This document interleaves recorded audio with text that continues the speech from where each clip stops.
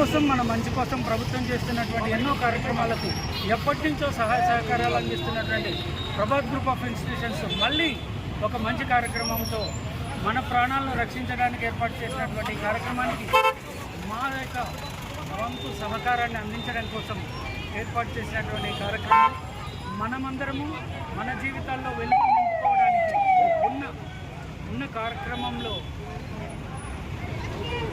మంచి కార్యక్రమంగా మొదట భావించి మన ప్రాణాన్ని రక్షించుకోవడం కోసం ఏర్పాటు చేసినటువంటి కార్యక్రమాన్ని మీ అందరి కోసం మనందరి కోసం ప్రభాత్ విద్యా సంస్థలు అందిస్తున్నాయని తెలియజేసుకుంటూ మీ అందరి కోసం ఎలాంటి కార్యక్రమాలు ఎప్పుడు నిర్వహించడానికైనా ముందుకు వస్తుందని తెలియజేసుకుంటూ నంద్యాల ప్రజలందరికీ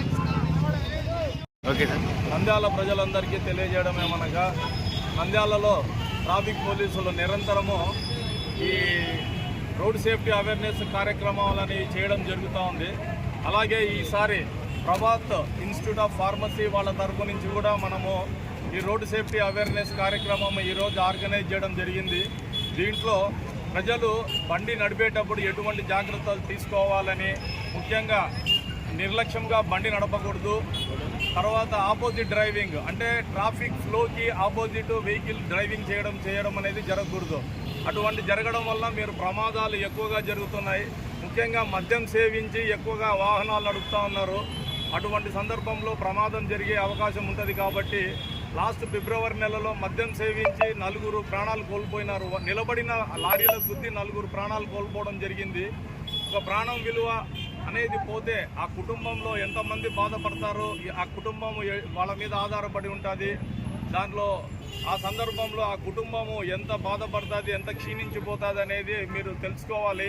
అటువంటి సందర్భాలు మీకు కూడా జరిగితే అది చాలా బాధాకరము. అటువంటి సందర్భం రాకుండా మీరు మీ పిల్లలకు బండ్లు ఇవ్వద్దండి, మైనర్ పిల్లలకు బండ్లు ఇవ్వద్దండి అని చెప్తానే ఉన్నాము. కానీ ప్రతి ఒక్కరూ మైనర్ డ్రైవింగ్ చేస్తూనే ఉన్నారు. అలాగే సెల్ ఫోన్ డ్రైవింగ్ చేస్తూ ఉన్నారు, ర్యాష్ డ్రైవింగ్ చేస్తూ ఉన్నారు, హెల్మెట్ పెట్టుకోవటం లేదు, మద్యం సేవించి వాహనం నడుపుతూ ఉన్నారు, ట్రిపుల్ రైడింగ్ చేస్తూ ఉన్నారు. ఇవన్నీ మనకు చూడడానికి చిన్న చిన్న నిర్లక్ష్యంతో చేసే పనులే ఉంటాయి.